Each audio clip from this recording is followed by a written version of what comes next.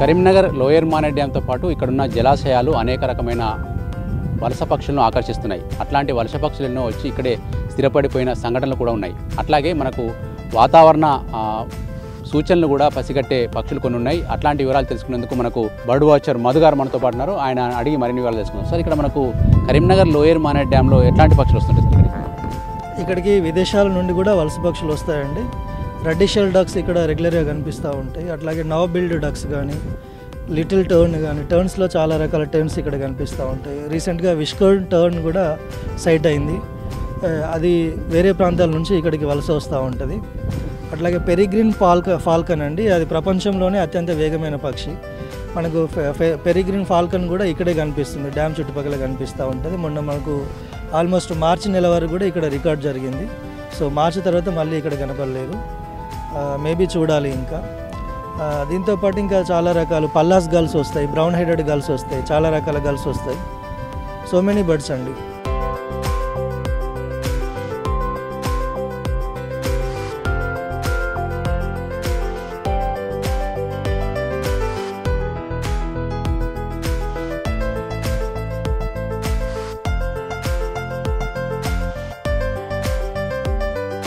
ఇక్కడ human disturbance తక్కువగా ఉంటుందండి. ఇక్కడ మిడ్ మానేర్ డ్యామ్ కానీ లేదంటే లోయర్ మానేర్ డ్యామ్ కానీ వాటికి కావాల్సినటువంటి పుష్కలమైనటువంటి ఆహారం కావచ్చు, నెస్లింగ్ ఏరియా కావచ్చు, ఇవన్నీ ఆకర్షిస్తాయండి. ప్రధానంగా బర్డ్ మైగ్రేషన్ అనేది రెండు రకాలుగా అంటే రెండు పాయింట్స్ మీద జరుగుతుందండి. ఒకటేమో వాటికి సీజన్ అంటే హారిబుల్ కండిషన్స్ ఉంటాయి. ఫర్ ఎగ్జాంపుల్ ఇప్పుడు ఉత్తర ధ్రువంలో ఉండేటువంటి పక్షులు అక్కడ ఉండేటువంటి అంటే శీతాకాలం వింటర్లో చూస్తే అక్కడ మంచు అంతా గడ్డగట్టుకుపోతూ ఉంటుంది, వాటర్ అంతా గడ్డగట్టుకుపోతూ ఉంటుంది. వాటికి కావాల్సినటువంటి ఆహారం సరిగా దొరకదు. సో ఆహారాన్ని వెతుక్కుంటూ అవి భూమధ్యరేఖ ప్రాంతానికి వస్తాయి. సో వచ్చినప్పుడు ఇక్కడ శీతాకాలంలో మైగ్రేషన్ స్టార్ట్ అవుతుంది. ఆల్మోస్ట్ సెప్టెంబర్లో మైగ్రేషన్ స్టార్ట్ అవుతుంది. సెప్టెంబర్ నుంచి మళ్ళీ మనకి ఇక్కడ ఫిబ్రవరి వరకు ఇక్కడే ఉంటాయి. మళ్ళీ ఫిబ్రవరి నెలలో రివర్స్ మైగ్రేషన్ స్టార్ట్ అవుతుంది. అంటే భూమధ్యరేఖ ప్రాంతం నుంచి మళ్ళీ ధృవాల వైపు పక్షులు వలస వెళ్తూ ఉంటాయి. సో దక్షిణ ధ్రువంలో ఉండే పక్షులు కూడా భూమధ్యరేఖ వైపు వస్తూ ఉంటాయి, అక్కడ ఉండేటువంటి శీతల కండిషన్స్ తట్టుకోలేక. సో అక్కడ నుంచి ఇక్కడికి వస్తే మైగ్రేషన్ అంటాం. మళ్ళీ ఈ ప్రాంతం నుండి వాటి సొంత ప్రదేశానికి వెళ్తే వాటిని రివర్స్ మైగ్రేషన్ అని పిలుస్తాం. మనకు పురాణాల్లో చాతక పక్షి అని ఉంటుందండి. చాతక పక్షి అంటే ఇప్పుడు మనం జాకోబిన్ కుకు అని చెప్పుకోవాలి, పైడ్ కుకు అని కూడా అంటారు. మనకు రోబో 2.0 సినిమాలో కూడా పక్షి గురించి మనకు చెప్తాడు, పక్షిరాజు చెప్తాడు.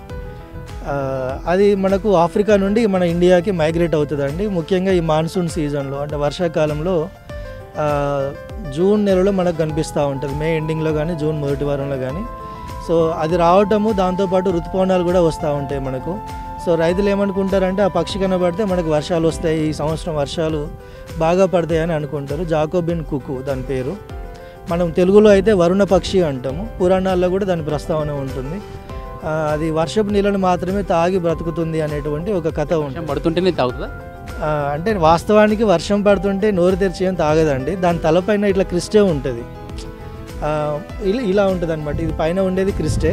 సో ఈ క్రిస్టే ఎలా ఉంటుందంటే దూరం నుండి చూసే వాళ్ళకి అది ముక్కులాగా కనిపిస్తుంది.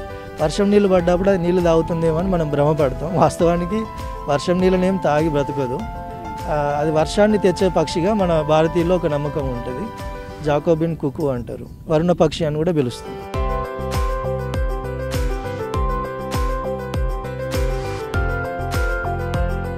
ఈసారి ఋతుపవనాలు కొంచెం ముందు వచ్చినాయి కదా, ఎర్లీగా వచ్చినాయి కదా. ఇప్పుడు ఎర్లీ టైంలో కూడా అట్లా ముందు వస్తే ముందే వస్తుందా పక్షి కూడా?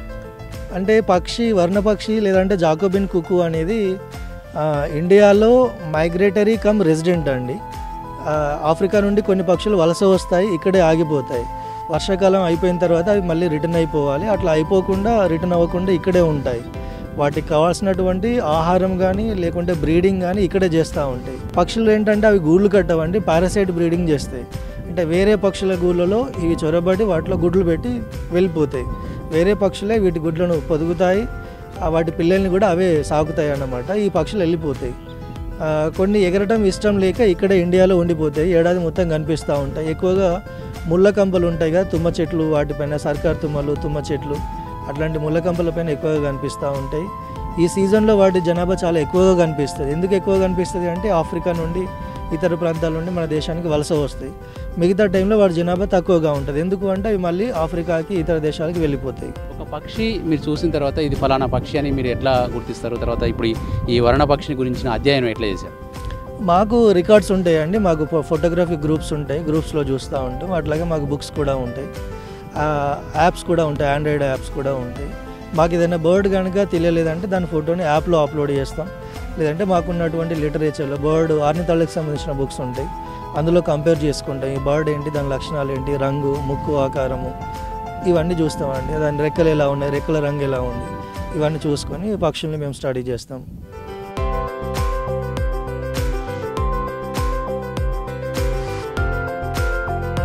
ముఖ్యంగా కరీంనగర్ లోయర్ మానేర్ డ్యాంలో రకరకాల పక్షులు ఎవ్రీ ఇయర్ కొత్త కొత్త పక్షులు వస్తూ ఉంటాయి కదా. వీటిని ఇక్కడ పక్షుల ఆవాస కేంద్రంగా మార్చడానికి కానీ లేకుంటే పర్యాటకుల్ని ఆకర్షించడానికి కానీ ఏమన్నా ఇక్కడ కొత్తగా ఏర్పాట్లు చేస్తే ఇంకా పెరిగే అవకాశం ఉంటుందా? తప్పకుండా అండి. ఇప్పుడు మనకు మిడ్ మానేరు లేదంటే లోయర్ మానేరు డ్యామ్ పరిసర ప్రాంతాల్లో ఫ్లెమింగోస్ వస్తాయి. ఈ ప్రాంతాన్ని కొంచెం పక్షుల సంరక్షణ కేంద్రంగా మారిస్తే, ప్రభుత్వం కనుక మారిస్తే చాలా మంచిగా ఉంటుంది.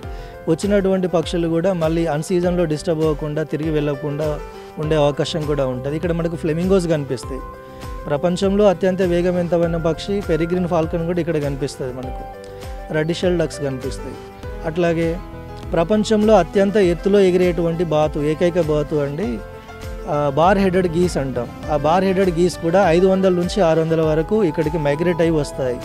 జనవరి ఫిబ్రవరి సీజన్లో ఇక్కడ ఉండి మార్చ్లో మళ్ళీ రివర్స్ మైగ్రేట్ అయ్యి వెళ్ళిపోతూ ఉంటాయి. అవి చాలా గొప్ప వలస అన్నమాట. ఎక్కడో సైబీరియా ప్రాంతం నుండి అత్యంత ఎత్తైనటువంటి హిమాలయ పర్వత శ్రేణులు దాటి మన ప్రాంతానికి వస్తున్నాయి, కరీంనగర్ ప్రాంతానికి వస్తున్నాయి. ఎప్పుడు వచ్చినా కూడా 500 నుంచి 600 వరకు వాటి జనాభా ఉంటుంది. అంత పెద్ద సంఖ్యలో ఒక ఫ్లాక్ వస్తున్నప్పుడు వాటికి మనం హాని చేయకుండా వాటిని కాపాడుకోవడం అనేది చాలా మంచి నిర్ణయం అండి. ముఖ్యంగా ఈ కరీంనగర్ లోయర్ మానేర్ డ్యామ్ ఒకటే కాకుండా ఈ చుట్టుపక్కల వాతావరణం కూడా పక్షులను ఆకర్షించేందుకు ఉపయోగపడుతుంది. డెఫినెట్లీ అండి. మనకు మానేరు నది పరివాహక ప్రాంతంలో చాలా పొలాలు ఉంటాయి. దీన్ని ఆనుకొని చాలా చెరువులు, కుంటలు ఉంటాయి, వెట్లాండ్స్ ఉంటాయి, గ్రాస్ ల్యాండ్స్ ఉంటాయి. చాలా వాటికి పక్షులకు కావాల్సినటువంటి ఆహారం అనేది ఎక్కడైతే సమృద్ధిగా ఉంటుందో అక్కడికి తప్పకుండా మర్చిపోకుండా ప్రతి సంవత్సరం వలస వస్తూ ఉంటాయి. మనం పక్షుల రాకను గురించి చెప్తున్నాం. కొన్ని పక్షులు ఇక్కడి నుంచి వెళ్ళిపోయి శాశ్వతం కనిపించకుండా పోయిన పక్షులు కూడా ఏమైనా ఉన్నాయా మీ దృష్టిలో? ఇక్కడి నుంచి వెళ్ళి రివర్స్ మైగ్రేషన్ అంటారు కదా, అట్లా కనబడకుండా వెళ్ళిన దాఖలాలు ఏం లేవండి. అంతరించిపోవడం అనేది ఉంటుంది. మానవ కార్యకలాపాలు కనుక కొంచెం వాటి పక్షుల హ్యాబిటేషన్ని ఎక్కువగా డిస్టర్బ్ చేయటము, డ్యామ్ కానీ నదులు కానీ ఉన్నట్లయితే వాటిని మనం ఓవర్ బిల్ట్ చేయడం కానీ, ఓవర్ శాండ్ మైనింగ్ చేయటం కానీ ఇట్లాంటివి చేయటం వల్ల వాటి ఆవాసాలు దెబ్బతినటం వల్ల అవి వెళ్ళిపోతాయి, తిరిగి రావు. మనకు నార్త్ ఇండియా నుండి ఇండియన్ స్కిమ్మర్స్ వస్తాయి, లాస్ట్ టైం మనము చూసాము. సో అవి మళ్ళీ వాటికి డిస్టర్బెన్స్ లేకుండా మళ్ళీ ఈ నెక్స్ట్ వింటర్లో కూడా డెఫినెట్గా వస్తాయండి. పక్షుల రాక ఇప్పుడు మీరు చెప్పినట్టు ఒక పక్షి వర్షం సూచనను లేకుంటే ఋతుపవనాల రాకను తెలియజేస్తున్నారు కదా, అట్లా ఇంకా ఏమైనా పక్షులు వాతావరణాన్ని కానీ ఇంకేదైనా ఇండికేషన్ కానీ ఇస్తుంటాయా? ఇవన్నీ మనుషుల నమ్మకాలండి. పక్షులు ఏం వాతావరణానికి ట్రేస్ చేసి మనకు చెప్పడానికి లేవు. మనము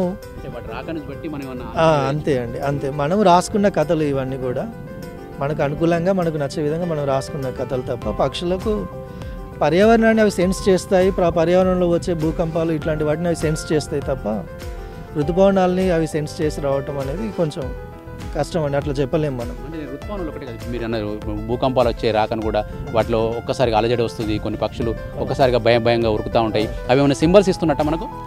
అంతే అండి, అవి అలర్ట్ అవుతూ మనల్ని కూడా అలర్ట్ చేస్తున్నాయని మనం అనుకోవాలి.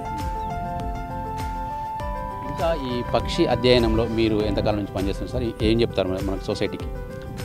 నేను ఆల్మోస్ట్ ఒక 8 years నుండి బర్డింగ్ చేస్తున్నాను, బర్డ్ వాచర్గా ఉన్నాను. సో పక్షులు మనకి ఎక్కడైనా కనబడలేదైతే వాటిని మనం హాని చేయకూడదు, వాటి హ్యాబిటేషన్ని డిస్టర్బ్ చేయకూడదు.